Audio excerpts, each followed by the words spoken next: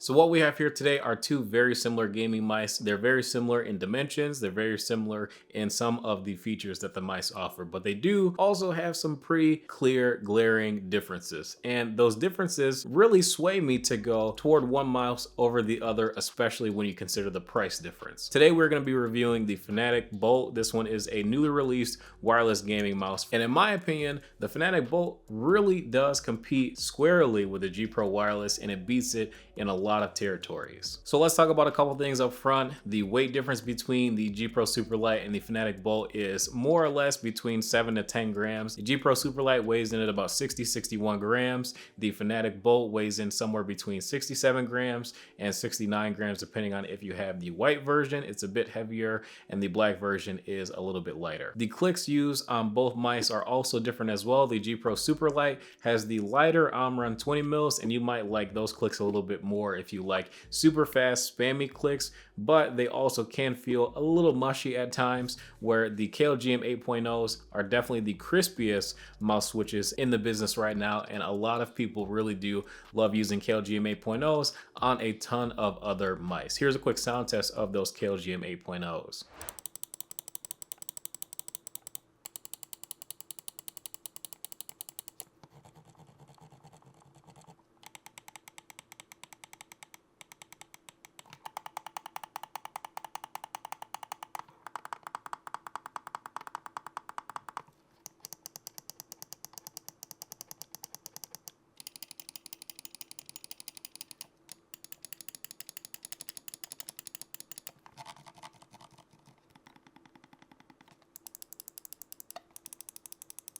Now, as far as the scroll wheels between the two mice, they actually feel very similar. The side buttons on the Fnatic Bolt are actually a little bit bigger than the side buttons on the G Pro Superlight, so they are ever so slightly easier to hit, but honestly on the G Pro Superlight, the side buttons were really easy to hit. I didn't have any issues, but again, it's just one more thing that the Fnatic does slightly better than the G Pro Superlight.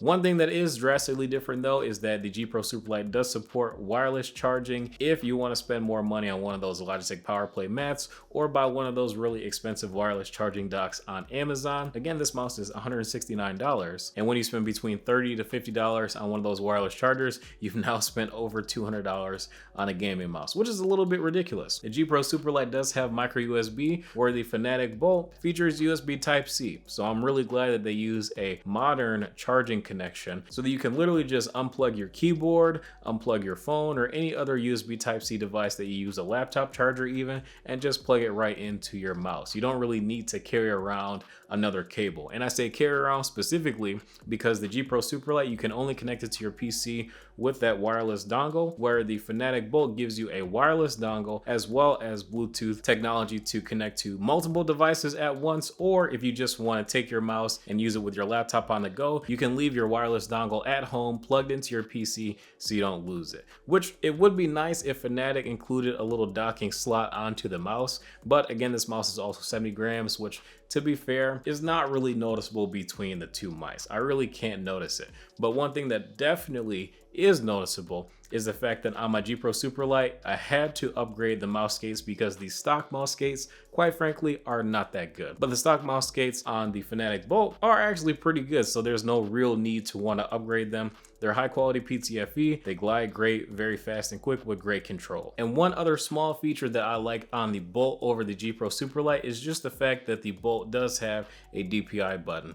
And I don't really use that to change my DPI on the fly. More or less, I will usually set one DPI within the software and then bound the DPI button to a feature or a function in game that I want to use on a regular basis that I don't want to put on the keyboard that I typically like to have on my mouse. And it may sound like I am mopping the floor with the G Pro Superlight, but honestly speaking, we got to start holding these companies accountable. And I was upset at Logitech for not including USB Type-C on this really expensive mouse a year ago. And people in the community have been upgrading their mouse switches on the G Pro Superlight from the Omron 20 mils, where I feel like that is very unlikely to happen with the Bolt because they're using the high-end KL switches already. And the wireless gaming performance using that wireless dongle, which is going to be better for gaming, not the Bluetooth mode, but you definitely want to use that wireless dongle if you're going to be gaming. Taking full advantage of that 1000 Hz polling rate from the Pixar 3370 sensor. Gaming performance was identical between the G Pro Superlight and the Fnatic Bolt. The main difference is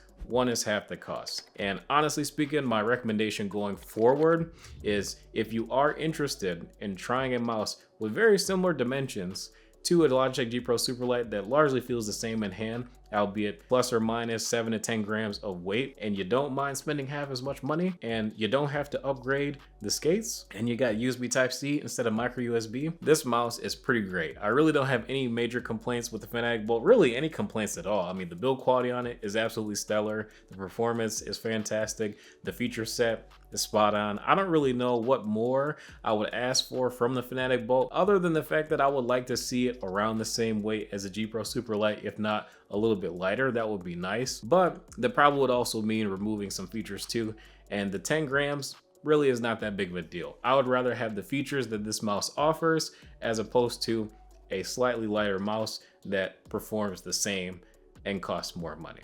So that's all I got to say. You guys can make your own decision from there. I will have the Bolt linked in the description below. And I want to thank you guys again for watching Too Much Tech. If you enjoyed, drop a like and subscribe to the channel as well. If you guys have any questions about the Fnatic Bolt, feel free to drop them in the comment section below. And yeah, thank you guys for watching. I will see you in the next video.